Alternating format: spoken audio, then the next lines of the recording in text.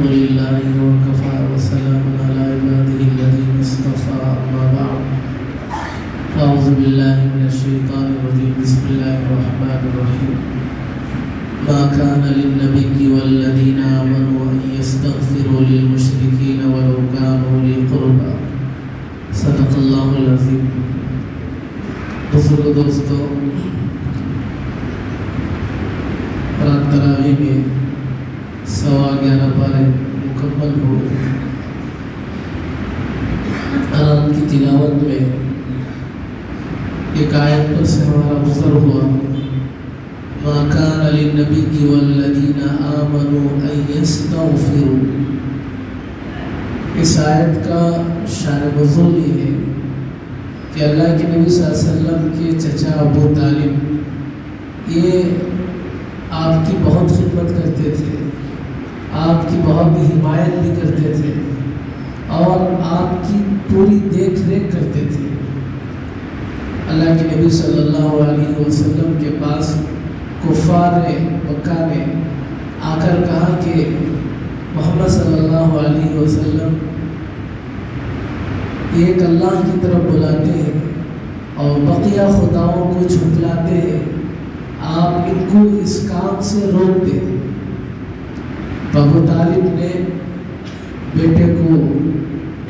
بھتیجے محمد صلی اللہ علیہ وسلم کو بلا کر کہا کہ آپ اس پر غور فرمائیں. اللہ کے نبی نے ایک ہی جملہ فرمایا، لو وضعت الشمس فی یمینی والقمر علی یساری لا اترک ابدا. اگر سورج کو میرے داہنے ہاتھ میں رکھ دیا جائے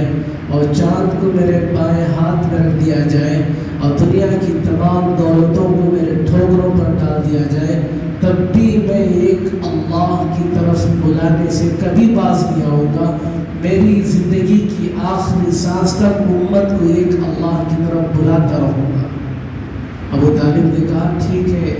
جب آپ نے اتنی بڑی بات کہہ دی تو آپ اپنی دعوت دیتے رہے. پھر آگے چلتے چلتے ایسا ہوا کہ ابو طالب بیمار ہو گئے، مرض وفات میں ہو گئے، سکرات لگ گئی. اللہ کے نبی صلی اللہ علیہ وسلم کے دل میں یہ بات تھی کہ ابو طالب کو کسی طرح اسلام نصیب ہو جائے اور کسی طرح ان کو کلمہ نصیب ہو جائے. تو انہوں نے کوشش کی اور اللہ کے نبی صلی اللہ علیہ وسلم نے قریب میں جا کر کلمے کی تلقین کی، جبکہ زندگی کے آخری لمحات میں کھیل رہے تھے. اتنے میں وہاں پر ابو جہل، عتبہ، شیبہ یہ بھی موجود تھے. انہوں نے کہا کہ تم بھتیجے کے دین کو قبول کر رہے ہو اور اپنے آبا و اجداد کا دین چھوڑ رہے ہو. اس طرح ان کو آر دلاتے رہے، اس طرح ان کو دین اسلام کی طرف مائل ہونے میں رکاوٹ بن رہے تھے. آخرکار وہ ابو طالب نے دین محمدی کو چھوڑ کر اپنے آبا و اجداد کے دین ہی پر انتقال کر گئے. اس پر اللہ کے نبی صلی اللہ علیہ وسلم کو بہت افسوس ہوا کہ میرے چچا دنیا سے گئے لیکن کافر بن کر گئے اور ہمیشہ کی جہنم میں چلے جائیں گے. اس کے بعد اللہ کے نبی نے دعا مانگنا شروع کیا، یا اللہ میرے چچا کی مغفرت فرما، میرے چچا کی مغفرت فرما. یہ تسلسل جاری تھا. اللہ نے قرآن میں آیت نازل فرما دیا، اے محمد صلی اللہ علیہ وسلم کسی کافر کے بارے میں تم مغفرت کی دعا نہ کرو، وَلَوْ كَانَ ذَا قُرْبَىٰ، چاہے تمہارے وہ قریبی رشتہ دار ہی کو نہ ہو. اگر تمہارے قریبی رشتہ دار بھی ہو تب بھی تم کسی کافر کے بارے میں دعا اور استغفار اور مغفرت کی طلب نہیں کر سکتے. تو یہ آیت نازل ہونے کے بعد اللہ کے نبی صلی اللہ علیہ وسلم نے دعا کرنا موقوف کر دیا. اللہ نے اس آیت میں فرمایا، مَا كَانَ لِلنَّبِيِّ وَالَّذِينَ آمَنُوا، کسی نبی اور کسی ایمان والے کے لیے اس بات کی اجازت نہیں ہے ان یستغفروا للمشرکین، کہ وہ مشرکین کے بارے میں استغفار کریں، وَلَوْ كَانَ ذَا قُرْبَىٰ، اگرچہ وہ قریبی رشتہ دار ہی کیوں نہ ہو. لہٰذا ہم کسی کافر کے بارے میں، کسی کافر کے قبر کے پاس جانا، کسی کافر کے جو ہے مزار کے پاس جانا اور ان کے لیے دعا کرنا، یہ بالکل اللہ کے حکم کے خلاف ہے. ہم اس کو کر نہیں سکتے، چاہے وہ سیاسی اعتبار سے ہو، چاہے وہ ملی اعتبار سے ہو، چاہے وہ سماجی اعتبار سے ہو. ہم قرآن حدیث کو سامنے رکھ کر صحیح زندگی گزاریں گے. ورنہ جانے انجانے میں غیر لوگ جا کر کھڑ رہے، ہم بھی اگر جا کر کسی غیر کے مزار پر کھڑے ہو گئے اور اس کے لیے دعا کرنے لگے، اللہ کا بہت بڑا حکم ٹوٹے گا، جو حکم اللہ تعالیٰ نے اپنے نبی کو برداشت نہیں کیا، کیا وہ اللہ مجھے اور آپ کے لیے برداشت کر لیں گے؟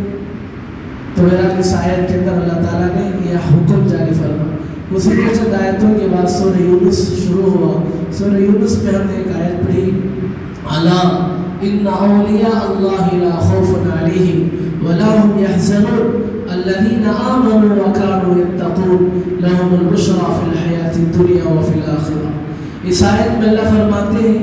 اللہ کے نیک بندے، اے لوگوں کان کھول کر سن لو، اللہ فرماتے ہیں ان اولیاء اللہ، کہ اللہ کے نیک بندوں کے لیے دنیا میں کوئی غم نہیں ہے اور آخرت کا کوئی خوف نہیں ہے، ان کے لیے جنت الفردوس کی بشارت ہے، دنیا میں بھی ان کے لیے کامیابی ہے اور آخرت میں بھی ان کے لیے کامیابی ہے۔ اب اللہ کے دوست کون ہیں؟ اللہ کے دوست انبیاء علیہ السلام، اللہ کے دوست حضرات صحابہ، اللہ کے دوست تابعین، تبع تابعین۔ یہ تو دور گزر گیا، لیکن آج کے دور میں ہم کسی ولی کی پہچان کیسے کر سکتے ہیں؟ اس لیے کہ بہت سارے ظاہری مذاقتہ کی وجہ سے دھوکے میں آ جاتے ہیں۔ تو چند چیزیں ہیں، حدیث میں آتا ہے اللہ کے نبی نے 3 باتیں ارشاد فرمائے، جس کے اندر 3 باتیں ہوں، جس کے اندر 3 چیزیں ہوں، امید کی جا سکتی ہے کہ یہ اللہ کا دوست ہے، یہ اللہ کا ولی ہے۔ اب دیکھنا یہ ہے کہ یہ 3 چیزیں میرے زندگی میں ہیں، اگر نہیں ہے تو لانے کی کوشش کریں گے، اگر ہے تو پھر اللہ کا شکر ادا کریں۔ 3 چیزوں میں پہلی چیز یہ ہے، اللہ کے نبی نے فرمایا جس کا چہرہ دیکھے تو ہمیں خدا یاد آئے،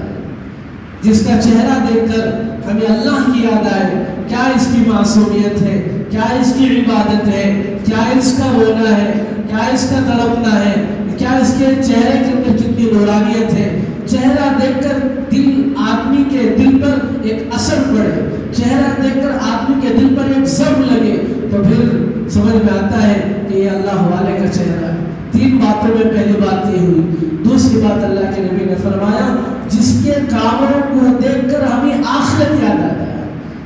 جس کے کام ایسے ہیں جو خیر کے کاموں میں آگے بڑھ رہا ہے، گناہوں کے کاموں سے بچ رہا ہے، حلال اور حرام کی تمیز کے ساتھ زندگی گزار رہا ہے، اور یہ ہر ایک کے حقوق ادا کر رہا ہے، ماں باپ کے حقوق، بیوی کے حقوق، اولاد کے حقوق، پڑوسیوں کے حقوق، ہر ایک کے حقوق کو ادا کرتے ہوئے چل رہا ہے، اور اس کے کام دیکھتے ہیں، اس کی تہجد ہے، اس کی اشراق ہے، اس کی تسبیحات ہے، اس کی بات چیت ہے، اس کے زبان کے اندر مٹھاس ہے، دل کی صفائی ہے، اس کے کاموں کو دیکھ کر ہمیں آخرت یاد آئے تو سمجھے یہ بھی اللہ والوں کی صفت ہے۔ اور تیسری بات اللہ کے نبی صلی اللہ علیہ وسلم نے فرمایا کہ اس سے اگر بات چیت کریں تو ہمارے ایمان میں اضافہ ہو جائے۔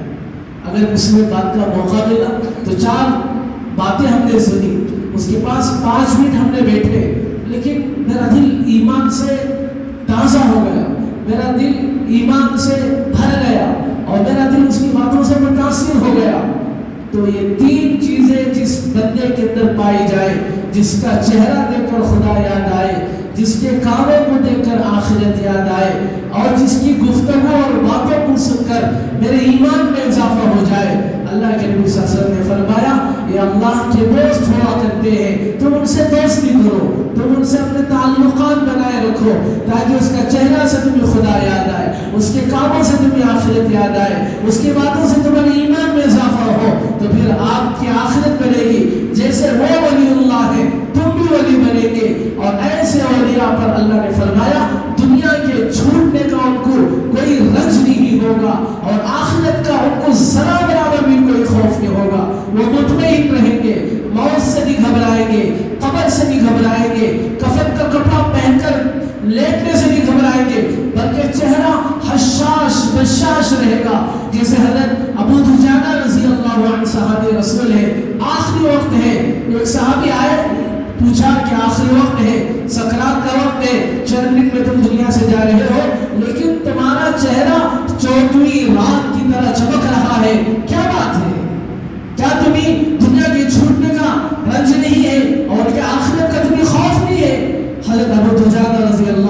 نے کہا ہاں سنو مجھے آخرت کا ذرا برابر بھی خوف نہیں ہے، قبر کا ذرا برابر بھی ڈر نہیں ہے، اس لیے کہ میرا دل ہر مسلمان کے لیے پاک و صاف ہے، میری زبان ہر ایک کے لیے میٹھی ہے، میرے دل میں کسی مسلمان کے لیے کوئی حسد نہیں ہے، اس اللہ کا شکر ہے اس کی وجہ سے مجھے موت سے کوئی ڈر نہیں ہے، موت سے ڈر ان کو ہے جو لوگوں کے بارے میں حسد رکھتے ہو، لوگوں کے بارے میں جلن رکھتے ہو، جو لوگوں کے بارے میں غلط خیالات رکھتے ہو، میرا دل تو سب کے لیے پاک و صاف ہے، لہذا مجھے موت سے گھبراہٹ نہیں ہے، بلکہ میں خوش نصیب ہوں کہ اللہ کی ملاقات کا وقت آ چکا ہے، اس لیے ان کا چہرہ چودھویں رات کی طرح چمک رہا تھا۔ تو بزرگ دوستوں ہم بھی اپنے اندر یہ صفات پیدا کریں گے تو پھر جو اس آیت میں اولیاء اللہ کے بارے میں جو بشارت اللہ نے دیا ہے وہ بشارت اللہ آپ کو بھی دے گا، اللہ ہمیں بھی دے سکتا ہے، یہ نہیں کہ اولیاء وہ تھے اب آج کی دنیا میں کوئی ولی نہیں ہے، آپ ولی بن سکتے ہیں، گلی میں رہنے والا ولی بن سکتا ہے، غریب ہو امیر ہو فقیر ہو، جھوپڑ پٹی میں رہتا ہو یا محلات میں سوتا ہو یا مخبر پہ سوتا ہو یا وہ ٹاٹ پہ سوتا ہو، چاہے وہ جس حال میں بھی رہتا ہو، جس یہ تین چیزیں اگر آئے، چاہے وہ مخبر پر لیٹے بلڈنگ پر رہے، اگر یہ تین چیزوں کے ساتھ رہے فرشتے اس سے مصافحہ کریں گے۔ اللہ کے یہاں اللہ کبھی دولت دے کے آزماتے ہیں، کبھی اللہ دولت چھین کے آزماتے ہیں کہ دولت میں رہتے ہوئے خدا کو نہ بھولے اور ٹاٹ پہ سو کر اللہ کی ناشکری نہ کرے، اللہ ایسے بندوں کو ایسی نعمتوں کے ساتھ آزمایا کرتے ہیں، لہذا ہم ان تین چیزوں کو اللہ سے مانگنا چاہیے اور عمل کرنا چاہیے، اور ایسے لوگ اگر مل جائیں تو ان کے ساتھ رہنے کو پسند کرنا چاہیے۔ اللہ سے دعا ہے اللہ تعالیٰ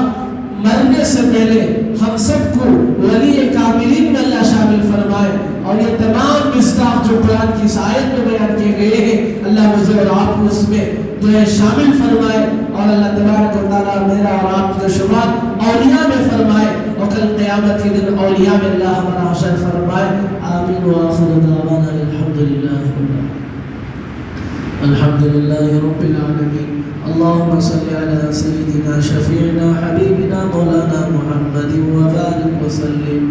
ربنا آتنا في الدنيا حسنة وفي الآخرة حسنة وقنا عذاب النار۔ اللهم إنا نسألك الهدى والتقى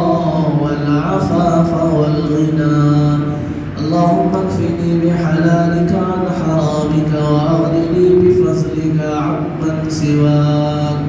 أصبحنا وأصبح الملك لله رب العالمين، اللهم إنا نجعلك في نحورهم ونعوذ بك من شرورهم، يا حي يا قيوم برحمتك نستغيث، أصلح لنا شأننا كله ولا تكلنا إلى أنفسنا طرفة عين، ربنا تقبل صلاتنا وصيامنا وقيامنا،